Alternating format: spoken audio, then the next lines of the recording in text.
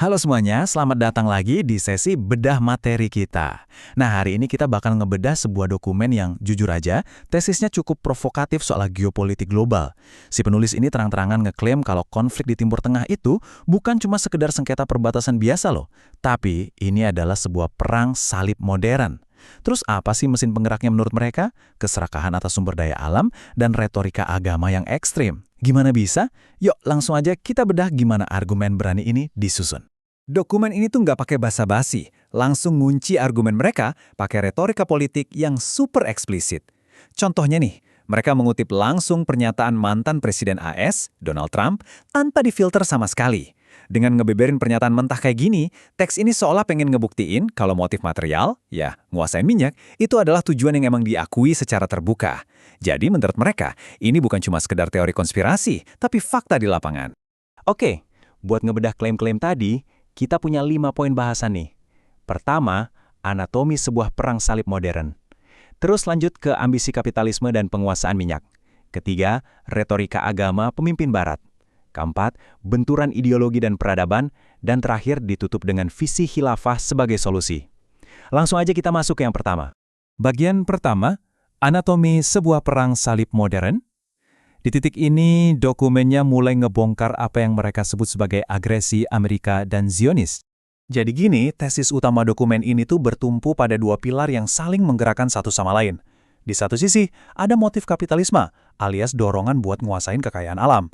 Tapi di sisi lain, ada motif ideologi, sebuah misi yang diklaim berakar pada kebencian peradaban. Nah, penulisnya ngasih argumen kalau kebijakan luar negeri di Timur Tengah itu ibarat teka-teki raksasa yang nggak bakal bisa dipahami kalau kita nggak ngelihat gimana kedua motif ini jalan barengan. Lanjut ke bagian kedua, ambisi kapitalisme dan penguasaan minyak. Mari kita kupas gimana dokumen ini membedah motif penguasaan sumber daya energi. Kalian pasti sering dengarkan di berita kalau operasi militer itu biasanya dalihnya buat mencegah kepemilikan senjata nuklir atau ganti rezim yang diktator. Nah, teks ini tuh benar-benar menepis narasi itu secara total. Menurut si penulis, tujuannya itu murni materialistis. Mereka nyebut kalau AS cuma pengen ambil alih minyak Iran, merebut pusat ekspor di Pulau Karg, dan memegang kendali industri tanpa waktu. Mirip-mirip lah sama apa yang dituduhkan terjadi di Venezuela. Terus, teks ini kembali nyodorin kutipan yang lumayan blak-blakan. Tujuan itu telah tercapai. Mereka tidak memiliki senjata nuklir. Perubahan rezim bukanlah tujuan. Nah, si penulis benar-benar nge-highlight kontradiksi ini. Logikanya gini, kalau keamanan atau pergantian rezim bukan tujuan utamanya, ya teks ini menyimpulkan kalau intervensi militer ini murni didorong sama keserakahan atas sumber daya alam. Masuk ke bagian ketiga, retorika agama pemimpin barat. Sekarang kita geser nih fokusnya dari urusan harta kekayaan beralih ke pilar ideologis. Dokumen ini juga nyajin pernyataan Pete Hegseth pas lagi briefing pers Pentagon. Dan ini dijadiin bukti kunci sama mereka. Frasa delusi Islamis profetik yang dia pakai itu nggak dilihat sekedar sebagai retorika politik biasa loh. Teks ini menafsirkannya sebagai bentuk penghinaan peradaban secara langsung. Buat mereka, ini tuh bukti nyata adanya permusuhan mendalam dari pihak Barat terhadap visi politik apapun yang bawa-bawa ajaran Islam. Nggak cuma itu, dokumen ini tuh merangkai berbagai pernyataan pemimpin Barat lintas dekade, mulai dari sebutan delusi profetik, bahasa-bahasa akhir zaman, penyebutan perang salib, sampai ke referensi musuh dari zaman Alkitabiah. Poin yang pengen disampaikan teks ini jelas banget. Ucapan-ucapan ini tuh bukan sekedar keselio indah politisi, melainkan bukti nyata dari mentalitas perang agama yang udah benar-benar terlembagakan. Buat ngebuktiin kalau retorika ini emang udah mengakar banget, teks ini ngangkat sebuah laporan jurnalistik. Laporan itu nyatet ada lebih dari 200 keluhan internal dari personil militer AS sendiri loh. Mereka ngelaporin ada komandan yang membingkai konflik dengan Iran ini sebagai rencana Tuhan, bahkan sampai bawa-bawa soal Armageddon segala. Nah, bagi si penulis dokumen, ini makin menegaskan argumen mereka kalau institusi tersebut sebenarnya digerakkan oleh ekstremisme agama. Penulis juga narik garis waktu mundur ke era pasca 9/11. Mereka menyoroti momen di mana mantan Presiden George W. Bush benar-benar pakai kata crusade atau perang salib secara harfiah. Dengan ngegabungin kejadian masa lalu sama masa kini, dokumen ini mengklaim kalau mentalitas perang suci ini tuh sebenarnya nggak pernah hilang. Ibaratnya, ini adalah benang merah yang terus ngarahin kebijakan Barat di Timur Tengah selama lebih dari 2 dekade.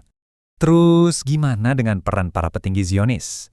Teks ini menyoroti banget penggunaan istilah Amalek oleh Benjamin Netanyahu.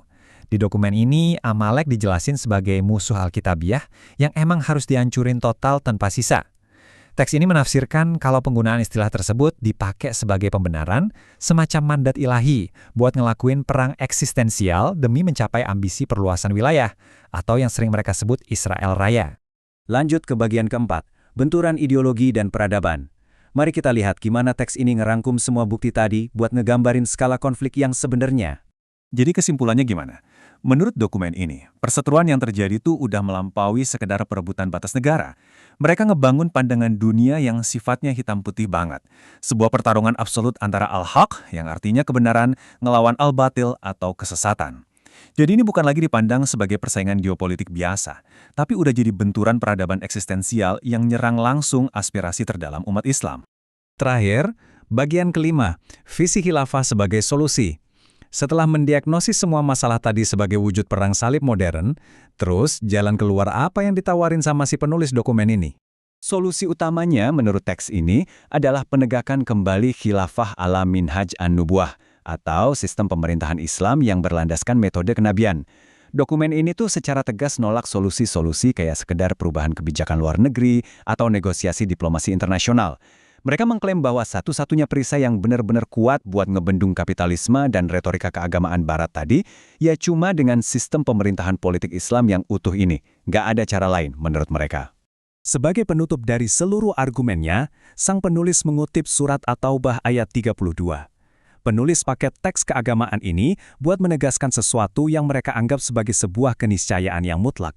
Kalau kita pakai kacamata dokumen ini, semua upaya Barat buat ngehalangin visi politik Islam itu dipandang sebagai usaha yang pasti dan dijamin bakal gagal, karena mereka sangat yakin kalau kesempurnaan cahaya ilahi itu adalah sebuah janji yang pasti terwujud. Dan itu ngebawa kita ke penghujung sesi bedah materi kali ini.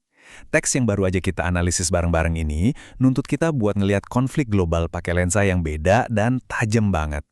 Sekaligus, ini ninggalin satu pertanyaan yang lumayan provokatif buat kita renungin. Kira-kira nih, apakah retorika politik modern yang sering kita dengar belakangan ini murni cuma urusan pragmatisme soal sumber daya alam, ataukah jangan-jangan ini beneran perpanjangan dari konflik peradaban masa lalu yang belum pernah benar-benar usai? Gimana menurut kalian?